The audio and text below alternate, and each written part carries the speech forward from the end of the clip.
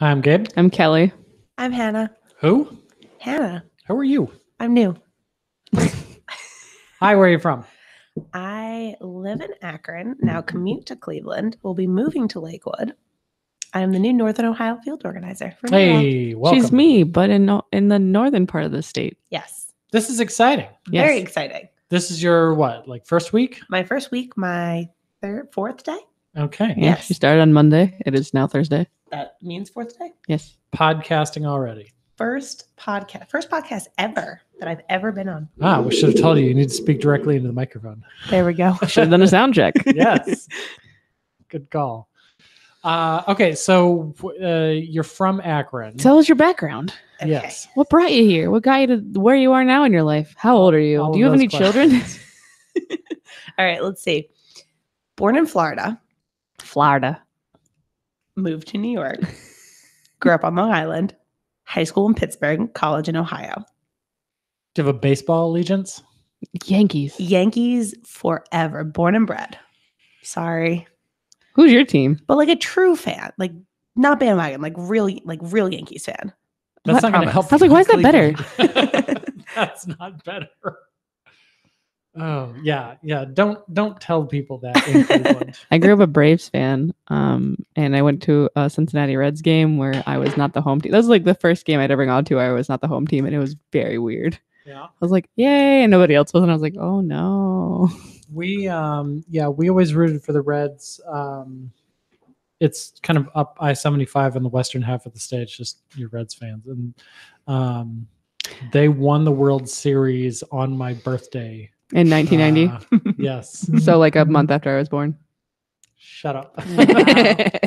I was thrilled that day. That was like my best birthday ever. You're what, 11? I was 12. some age. You were almost 12. Thank you. I turned 12. Yes. Yes. I remember. Because you're that many years older than me. So anyways, the people in the community that you'll be organizing in love the Indians and they hate the Yankees because the Yankees are evil. I feel it's like universal unless you're a Yankees fan. Like Yeah. I'm not even in the same conference as a Braves fan. I still hate the Yankees. Right. But I'm proud to say me because I got a big old decal on my back A- of my a car. decal? Decal Decal. on the back of my car, not my back. That's the only thing you have in your car is a Yankees I decal. do. That's a weird choice. No Not to a Yankees pro-choice fan. Yeah, no pro-choice stickers. No liberal stickers. Just a Yankees decal. So how did you get to Ohio?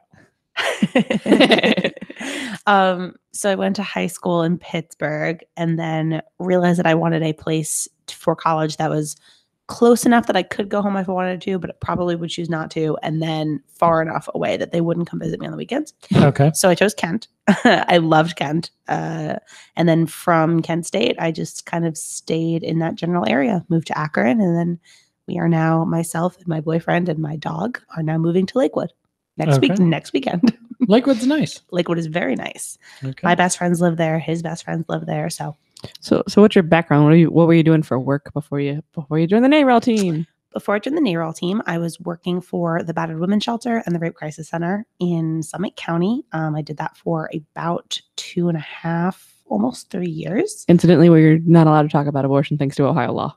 Sort of. You're like allowed to, but not allowed to. But not allowed to. Yeah. Yes. Which was a hard conflict of interest for me. But I did everything from education and outreach, community engagement to direct service. I did a lot of training. I managed the volunteer team of about 150. I did a lot of stuff. Yeah. And then I got this opportunity and I jumped 5,000 feet in the air for it. And now I'm here. That is almost a mile. Sorry. So I didn't quite jump a mile for it, but like close. Just shy of a mile. Yeah. Okay, well, welcome. Almost a football field short of a mile. We're thrilled that you're here. So this is the first time in a while where we've had a full NARAL team. It keeps growing. Yes, I've heard. We've got a lot to do. So We're up to 10 staffers total. that's 10 pretty well total. crazy. I know. In 2014, it was what, 2? 2. Mhm. It was 2. Yeah, yeah. So our boss is freaking out all the time about the increase of staff. So Really um, freaking out? In a good way. In a good way. She's got to extract things from her brain and give them to other people's brains, which is hard. Yeah, it's intimidating. So, okay. So your turf is the whole northern half of the state. Isn't it? So- It's anything north of Mansfield, isn't it? I don't know. I think it's anything Zero north the of other Mansfield. Cleveland, Kent, Akron, Canton, Toledo. Youngstown, Toledo. Yes. Yeah, I think Ashland, those are your main cities, but I think anything north of Mansfield is your territory, and anything Technically. south is mine. Okay. Yeah, Cool. That's good to know. Because for I think. listeners, the two of you are the field team. Yes. All of us. Yeah. So both of you combined cover the whole state of Ohio. Which Yep. is fine. So It's not a lot at all. Yeah. It's not too much No, at all. you'll have Please fun. help.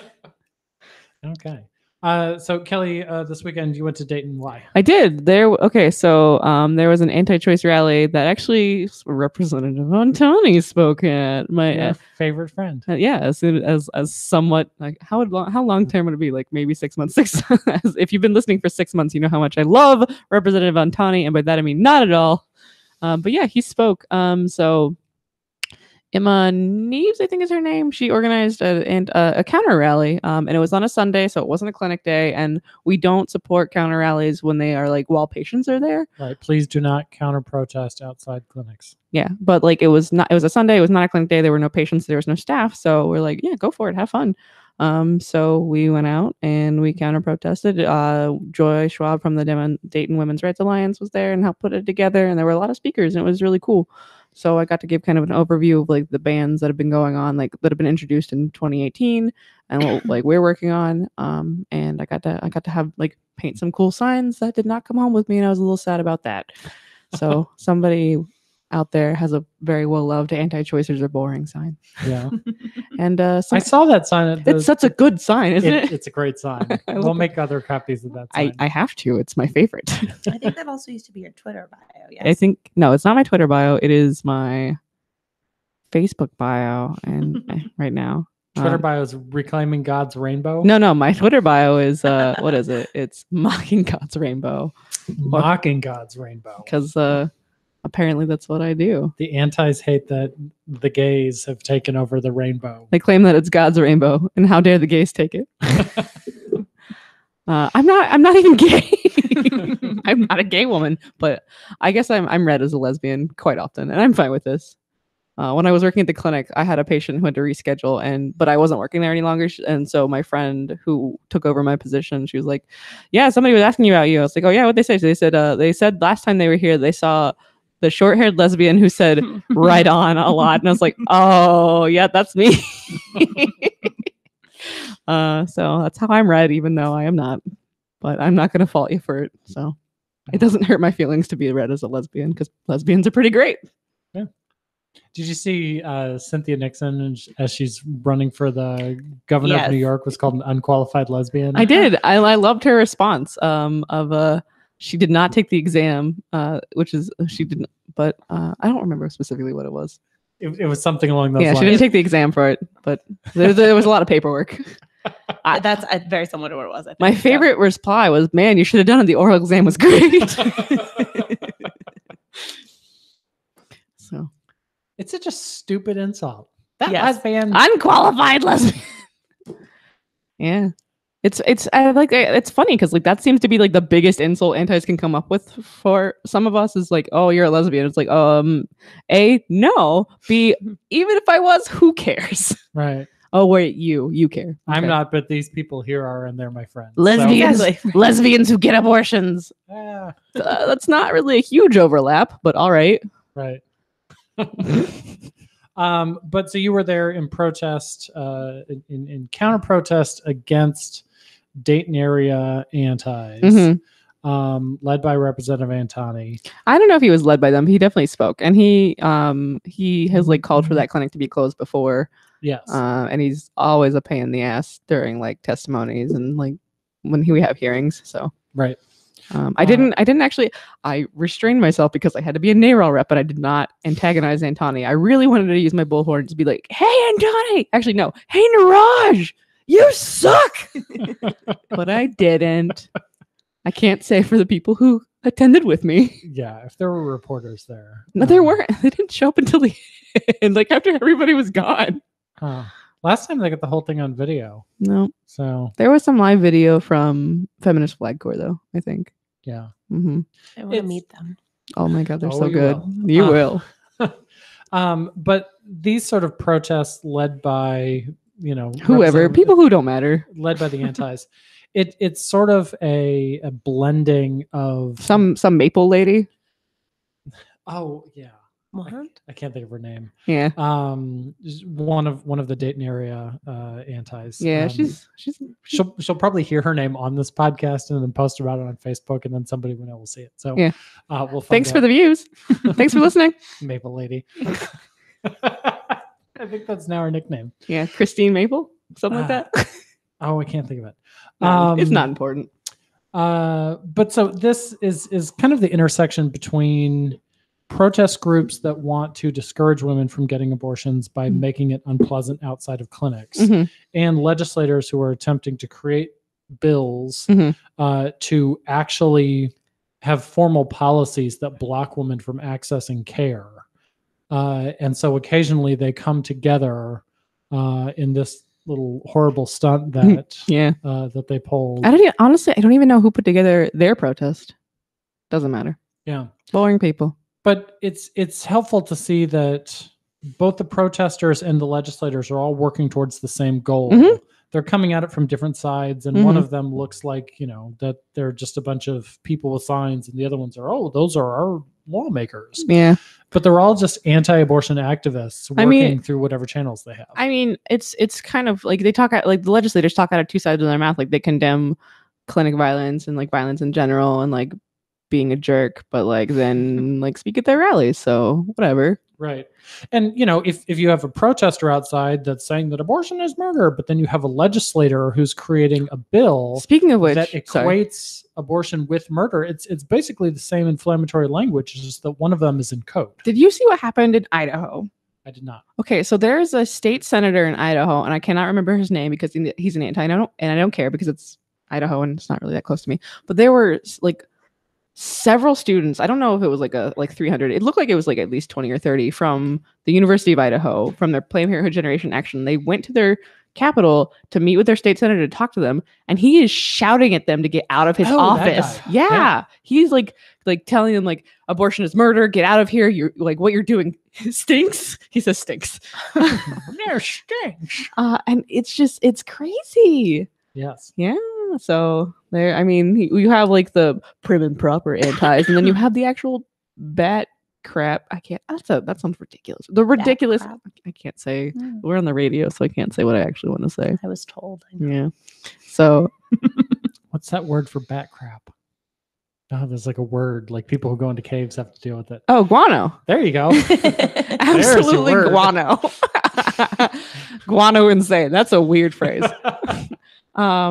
So like there's really not any difference when it comes down to like your votes. It's just how you present yourself, and they're all crazy. Yeah. I don't think I've ever been to, I'm also a clinic escort at preterm, and I have never been to an like escorted when there were legislators there, like any sort of anti-protest that was the combined. It's mostly just the crazies. I mean, I would really, really hope that legislators would be smart enough not to come during a clinic day, but who knows? I don't know. Being elected into office is not a sign of intelligence. You're right. Automatically. You're right. So, I mean, some of them are really brilliant and some of them are terrific friends of ours, but then there are others who are not. Or guano. Is that the title of this one? Guano Insane? I think so. I love it. It was going to be Meet Hannah, but now it's just guano. Meet Hannah / guano. It'll be a great title. Yeah. Okay, so that wasn't the only march this weekend. No, not even a little bit. There were amazing You actually went on marches. Saturday. Yes. I went to the March for Our Lives in Columbus. Did you go in Cleveland or Akron? I was in Akron. Okay. Yeah. Mm-hmm. How was Akron's? It was great, actually. One of my really good friends who is the community education manager for the Battered Women's Shelter in Summit County, she spoke and did a really great speech that was comparing domestic violence and abusers and how that fits in with people that commit mass shootings. And it was really inspiring and wonderful. And so I had a great time. I mean, even having a gun in your home, like, I mean, shocker to no one listening, hopefully, like having a gun in your house increases like the likelihood of like being killed by a gun, like at least threefold. I don't know. It's probably more than that. A lot. Yeah. I mean, you can't be shot if there's no gun there. Correct. So. Yeah, Columbus's march was amazing. Cold, I heard. It was a little cold. You know, it's weird because you walk out in the backyard to get in the car and you're like, oh, this feels fine. But then you get downtown and suddenly the wind just hits those buildings and dissipates, and just you get breeze blowing at you from all angles. So it was chilly. It actually wasn't that cold. The sun was out. It was pretty nice. Yeah. It didn't look sunny here. But it was a huge crowd. The dispatch had some drone photography from above, and they estimated the crowd at about 5,000 people. Wow. It was interesting because normally when I go to a march, it's something that we're organizing or participating in formally. Mm-hmm. To attend someone else's march on an issue that I care about, but I'm not like working on. That's right. That's how I felt too. It's weird. You kind of get to see how they're doing things and spot the little mistakes that they're making. You are so rude. No, it was a very well put together production. I mean, they had like jumbotrons and giant speakers and a stage and all of that. A lot of speakers. In Columbus? In Columbus. I heard that like the DC march was A, bigger than the women's march, and B, more well put together because 800,000 people. Okay, so that sounds less than the actual women's march. I don't know. I it was think comparable. in DC it was larger, the March for Lives, than the women's march. I guess it ultimately doesn't matter. They were both very, very large. But like you and I were both at the women's march in DC. And it was hard to hear. It was hard to hear. Actually, I didn't hear or see anything. No. I had no idea where the stage was. Nope. It was more of a shuffle. So it sounds like they did like a better job organizing that. Maybe they learned from the women's march. Maybe they just had better resources. I'm sure they did. Yeah. Yeah. That sounded great. The one in Columbus, the audio was great. We could hear the speakers. It was just kind of too many speakers in the lineup. They were all fine. But yeah, it's like, okay, let's and so people started to march. Were they shouting march, march, march like they were in DC? Yeah, no, they were. And then organizers were like, we don't have a permit to march through the streets until 1 o'clock, so you're all gonna have to wait. Oh. And so it was kind of awkward where people were starting to file out into the street, but then there were people in golf carts trying to hold them back. And I think eventually they lost that battle. I did the opposite. They did a walk first, and then they did the rally afterwards, which was nice. This was and then once they got to the State House, I don't think the permit let them take the lawn and the stairs, but the people did it anyways. And so then Sherrod Brown and Joyce Beatty and some other elected officials who I can't name, but I know there was more there. Someone got them a megaphone and they were able to address the crowd from the State House steps, which was kind of an impromptu thing, but it was a really powerful moment. And then we were out of there because I had my mother-in-law who's got some mobility issues, and standing there on concrete for a long period of time wasn't great. So I didn't go, but that's because it's Thursday and I worked 88 hours. So yeah, I needed a break. You'd already done your DC trip for the yeah. Oh my gosh. But really terrific marches. Akron sounds great. I found it really emotional, honestly. I did a lot of work at the Rape Crisis Center with our teen youth group. I ran it, and they were teens from that group that showed up at the march. And it was very interesting and awe-inspiring to me to kind of stand back and see them do it. And it was pretty great. Yeah. I had a couple speeches that I was like, some like young girls were doing like slam poetry and stuff like that. And they looked way cooler than I was when I was 16. It was really impressive. This girl was wearing a fringed leather jacket and she was like 15. And I was like, your jacket's so cool. She's like, thanks, dude. I'm like, oh my God. I feel like they have more resources to be cool than we were. So true. Which is like both probably lots of pressure on them, but also like not fair to us. Like they have YouTube. I didn't have makeup tutorials on YouTube when I was 15. That would have been great. Every single 15-year-old's brows are so much better than mine, and it's infuriating. I was like, oh, you won't have the embarrassing eyebrow photos from middle school. Rude. That's real. They got very small, then they got very big, and then you had to shape them. It was a whole thing. Here's a conversation Gabe doesn't care about. Let's keep talking. I was just thinking how my generation had to like go to the library and get microfiche to see different. Gabe doesn't have eyebrows. Nobody gets my microfiche. They're there. today. No, we don't. But they're light. I don't. What is a microfiche? I have no idea. Once upon a time, they would scan newspapers onto these little slides. of Microfilm? film. Yeah, but there was microfiche. There was two things: microfilm and microfiche. Anyways, Are you making it up? no. What's the difference between microfilm and microfiche? I think the film was on a reel, and the fish was like a slide. It was like Okay. it was like an entire newspaper on a 3x5 index card of. How did clear you do film. college without the internet? We hit the internet. There just wasn't that much information on it. Just a bunch of porn. Yeah, well. So. You're weak, Kelley. Eyebrow tutorials. Huh? It's a thing. Okay. There are They're eyeliner, man. 17,000 different types of products that you could put into your eyebrow. There is powder, there's gel, there's cream. It's a whole thing. There's this show called Crazy Ex-Girlfriend, which is really good. There's this song She's where been she talking like, about it for days. it's to so me. good. Shut up, it's good. I- And there's an episode where she gets made over by like these 16-year-olds, and they talk about fake eyelids, and she's like, "Is that a thing?" And they're like, "Yes." That's how I feel whenever I talk about makeup products to anybody who doesn't know anything about makeup. Like, yes, that's a thing. I have not yet found fake eyelids. I hope I never do. Actually, wait, no, that is a thing, but just not. I mean, essentially like eyelid primer. No, Or it's like a, you know, I'm talking about like in like East Asian countries where they do eyelid surgeries. oh. So I guess yes. there are fake eyelids in a way, Mhm. and like they can put it's a thing, but not related to like my culture. So I'm not I- going to talk about I it. don't know why that would be a thing. Trying to live up to white beauty standards. Okay. There you go. So I was going to talk some more about the March for Our Lives, but I suddenly remembered I saw you in makeup on Saturday. Oh You yeah, were heading to an event. How was your event? it went really well. Yeah, I did my burlesque show. It was Bustin' Stigma. This is the second year I did it.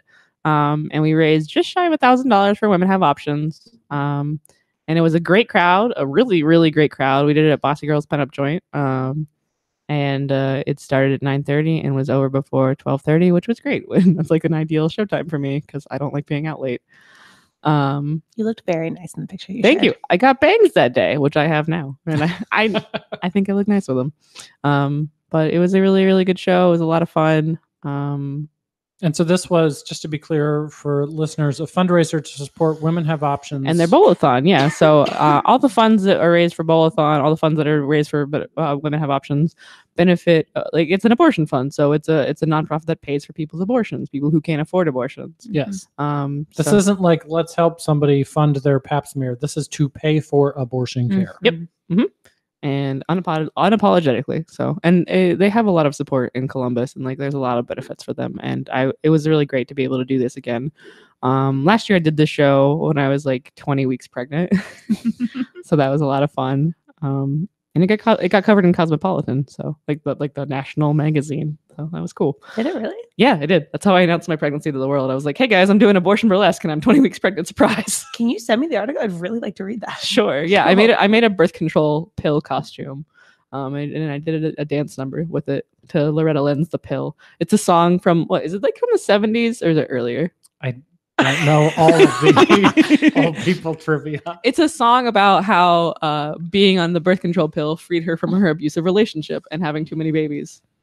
I love a lot of like Loretta Lynn's old stuff, but like she's now like a crazy Republican. It's really sad. Really? Yeah. So like this woman who like clearly wrote like she has another song, "You're the Reason Our Children Are Ugly." Like she's clearly got some I wouldn't say that's a progressive view.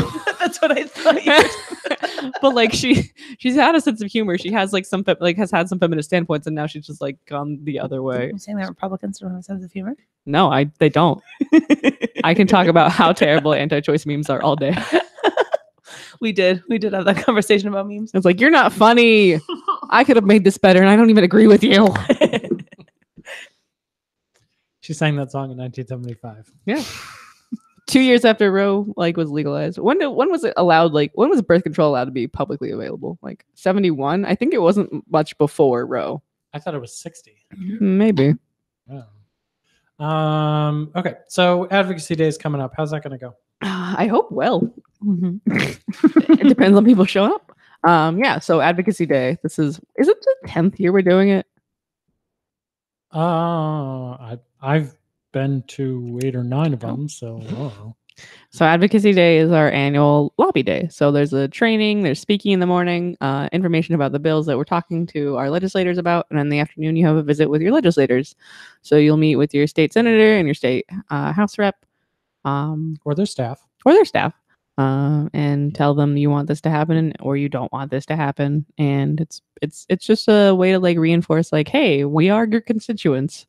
And you either thank them or you don't, depending on who you're talking to. There is a cost associated. It's $5 if you're a student and $15 if you're a general admission. And just because we get questions about that every year, we're paying to rent a meeting space, banquet hall. It and includes lunch. Yeah. Yeah. Like it's not like we're charging them out the ass for this. Like it's to pay for the space and for food. Like we want you to enjoy like the time. Right. And I mean, well, I lost my train of thought. You interrupted me. Sorry. Griswold v. Connecticut legalized birth control in 1965, but it wasn't until ISTAT versus Baird, which made it nationally legal in 1972. Damn, I'm good. Yeah. Okay. Yeah, Advocacy Day is really terrific. The link to register is going to be in the show notes. Everybody should come. It's a day that if you need to take like PTO from work, take a work day, take a sick day. I've done it before. Like that's how I managed to go to my first worthwhile. one. Is I did PTO, and it was amazing, and it was great, and it was a good crash course in Ohio politics, especially as it relates to choice. We have people ask us like, why don't you do this on the weekend? I'm like, because change doesn't happen on the weekends. It's 9 to 5, Monday through Friday, like everything else. Yeah. That was my one critical tweet I put out during the March for Our Lives is, 5,000 people on the State House lawn is amazing on a Saturday, but it'd be much more powerful to have 50 people in the State House on a Wednesday. Mm-hmm. Yeah. That's when the legislators are there. That's when the press is there. It's really, I mean, I understand like it sucks that we can't make change on the weekends because that's when we're free, but like that's exactly why we can't. Right. Because everyone's free and they're not going to do work. Our legislature is 9 to 5 and really only Tuesday through Thursday. And it's so weird to me. They're like, oh, what are all these protesters? Like, why don't they have jobs? Because it's a Saturday. Why aren't you at work on a Saturday? Right. Oh, there's no way to win. Yes. And that's the way the system's set up. Okay. Link in the show notes to register. Please do. Come meet me. I'll be there. Yeah. Awesome.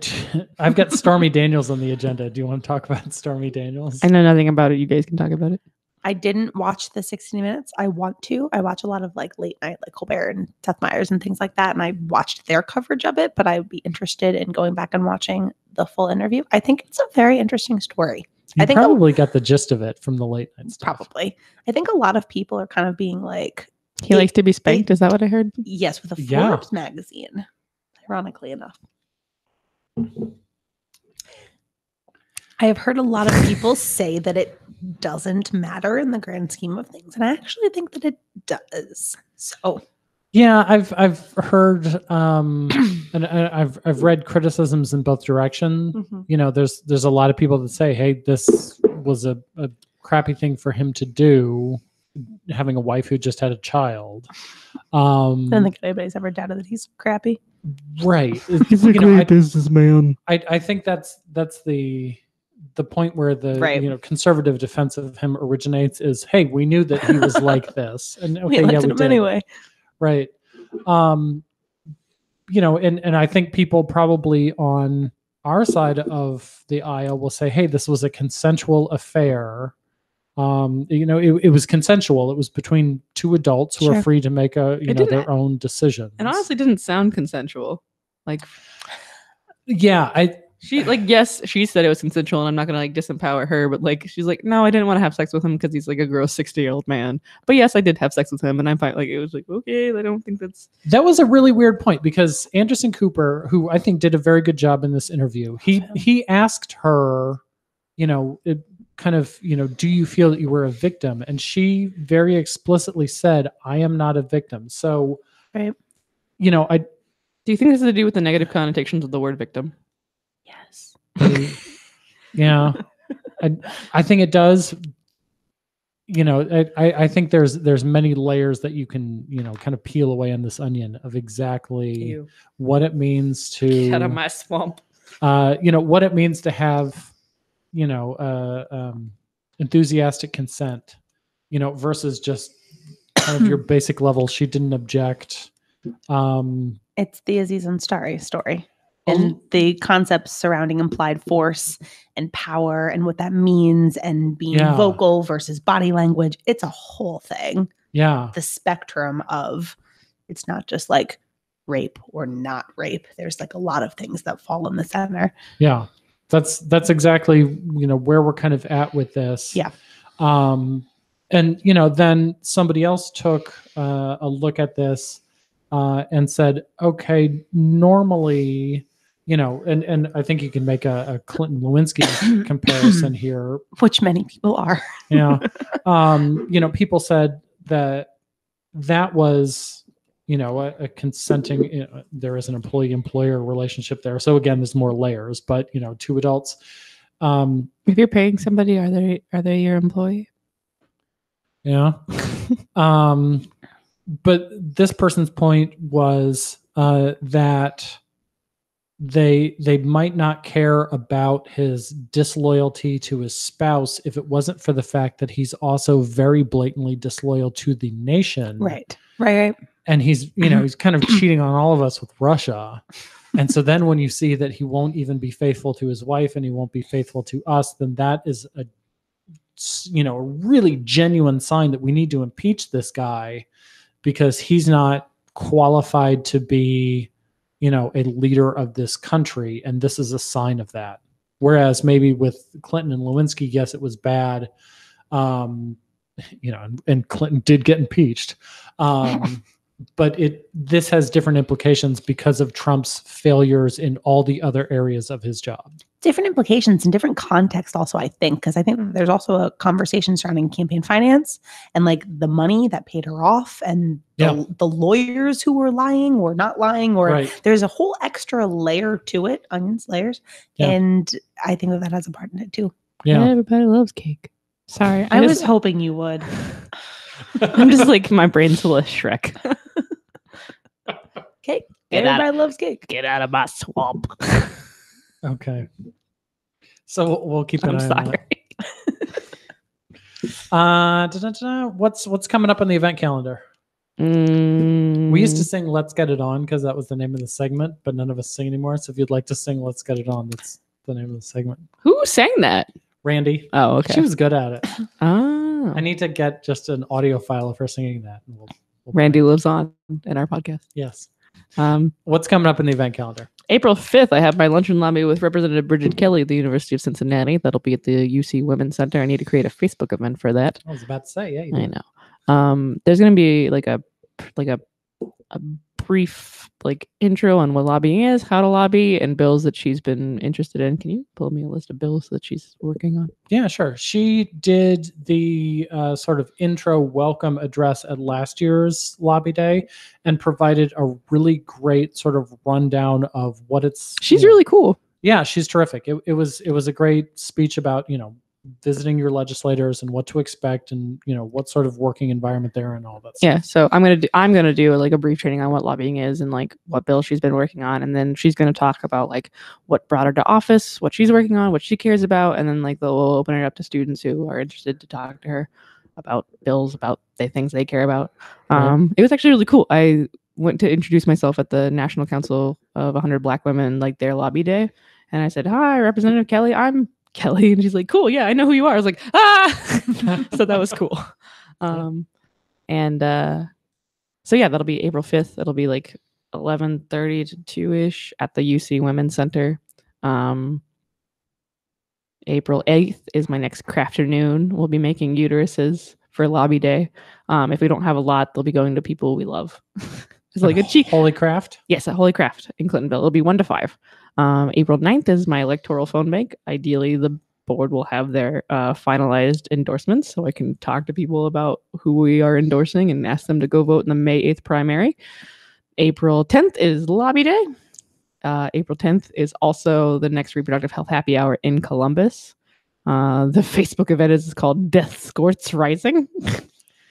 Death Scort is a nickname that antis have given to our clinic escorts. They embrace it because it's funny. And they are raising money to put on a conference for clinic escorts in Columbus. Nice. Yeah.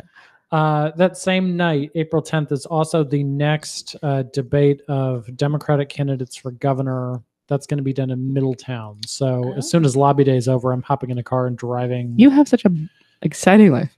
Skippy. Yep. So, April, that weekend, I'm going to be going to the CLIP conference in Massachusetts. So that's exciting. okay. So that's the Civil Liberties and Public Policy. I'm having a weekend of abortion. I'm very jealous. It sounds very fun. We were looking at the You can go workshop next like year. types. I definitely want to go next year. And then April 21st, I think, is about as far as we have dates for stuff. Bowl-a-thon. Bowls-a-thon. Yes. Bowl-a-thons. Yes. One in Columbus, one in Toledo. When is preterms? I don't know. I don't have it on this thing. 26th? Maybe it's the next. Like the next after. Is it the next Friday? I don't know. That'd be the 28th because the 26th is a Wednesday. Then it's close to that date. Okay. So check out our Facebook page event calendar. It's where we've got information on all of these upcoming events. And that's it. So how'd you like being on the podcast? I like it. I want to come back and do it again. I was Okay. nervous before, but now it's fun. Well, now it's part of your job, so you don't have a choice. So, You need to do videos too. okay. We'll see everybody next week. What?